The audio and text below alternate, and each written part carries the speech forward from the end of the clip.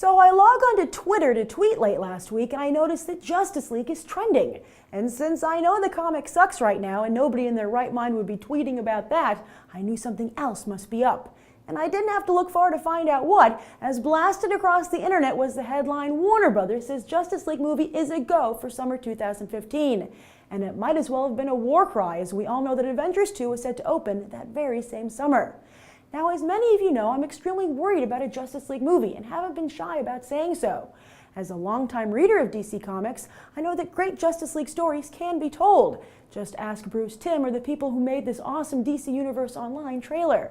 Is it a good idea to start with a team film rather than individual films? It's a moot question, as this train is already leaving the station. But that means there's also a new question. Who's left to star in this Justice League movie? Marvel Studios, Fox, Sony, and Warner Brothers themselves before this reboot have already looted Hollywood for any actor who's even remotely bankable, and the well is practically dry. However, in an effort to be supportive of this new Justice League movie, I'm going to attempt to cast it.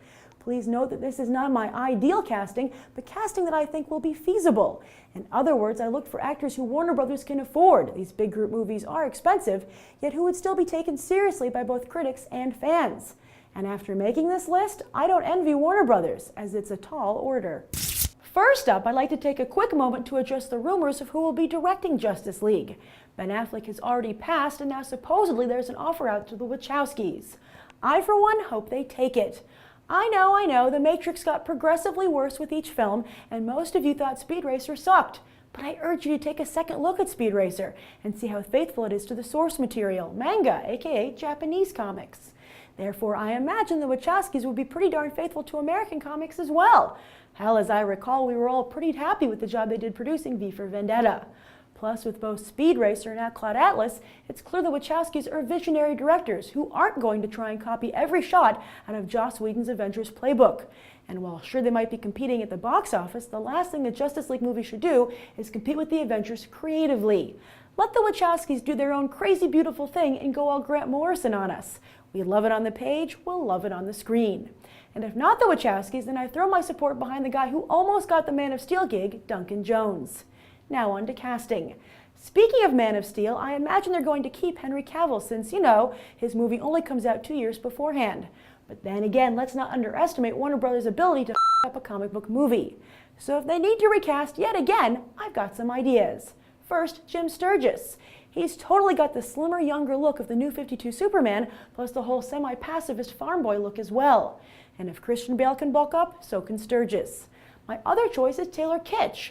I know he's got a bad rep and an abysmal box office record, but I personally have really enjoyed all of his work to date, especially John Carter, the character that Superman is partially based on. As for Batman, sadly yes, Bale is going to be replaced. Right now, everyone says Armie Hammer is going to don the cowl, but I feel while he's a great choice for Bruce Wayne, I'm not really seeing Batman. I'd pick another hot blonde in Hollywood who can actually act, Ryan Gosling. Did you see Drive? If so, you know this dude can brood. If not Gosling, then I'd pick Lee Pace, and not just because he looks like Christian Bale. Well, a little because he looks like Christian Bale. He also has Bale's pre-Batman cult fan base, so actually he could be the next Christian Bale.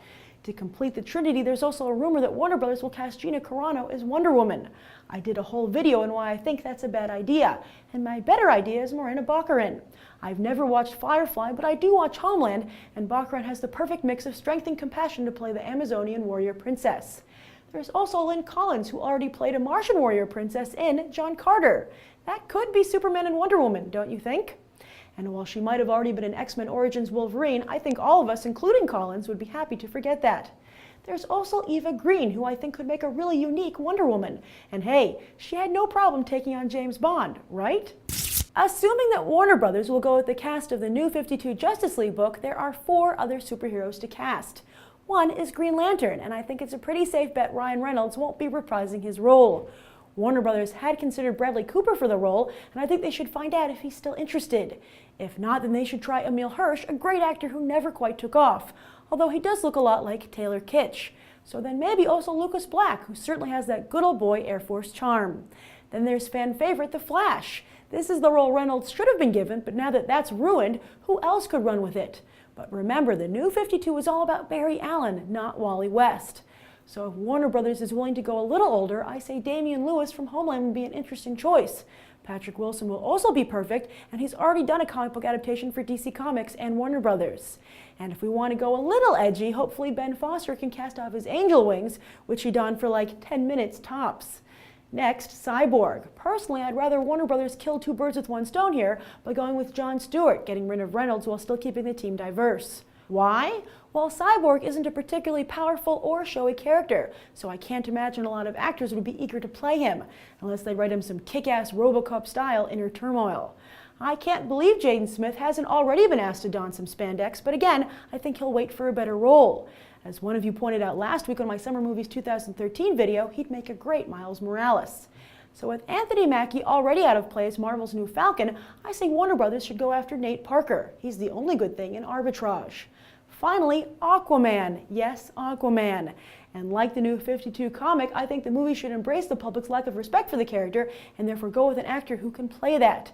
They should also make him really good looking so female moviegoers will help defend him. I mean, he is going to be dripping wet all the time, right? Zac Efron could fit the bill perfectly, but if Warner Brothers want somebody that guys don't instantly hate on sight, then Michael Pitt or Jensen Ackles would also do nicely. Also, on a side note, Hugo Weaving recently announced he does not want to come back for Captain America 2, and he is a Wachowski staple. Wouldn't he make a great Lex Luthor or Brainiac? So those are my casting suggestions for Warner Brothers' new Justice League movie. Like who I picked? Let me know down below, as well as your own casting suggestions.